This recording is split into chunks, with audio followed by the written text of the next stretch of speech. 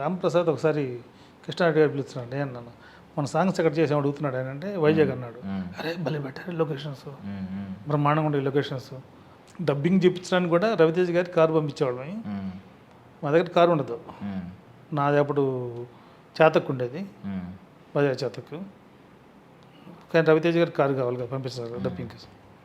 సరే నేను నీకు ఫోన్ చేసేవాడిని, ఒక గంట సేపు కారు కావాలని, నువ్వు కారు పంపిస్తావు.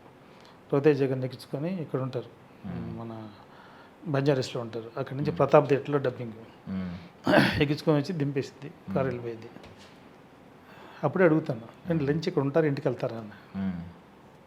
లంచ్కి ఇంటికి వెళ్తానండి, అమ్మాయి అది చేసింది అన్న. సరే అన్న, మీ కారు వెళ్ళిపోయింది, నాకు మళ్ళీ కారు కావాలి, ఇంకొక కారు పిలిపిస్తాను.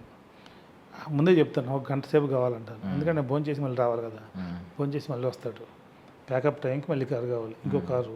ఇట్లా ఇవాళ వచ్చిన కారు రేపు రాదు, పొద్దున్న వచ్చిన కారు మధ్యాహ్నం రాదు, మధ్యాహ్నం వచ్చిన కారు సాయంత్రం రాదు. ఇట్లా దగ్గర 7-8 కార్లు వాడేవాడిని.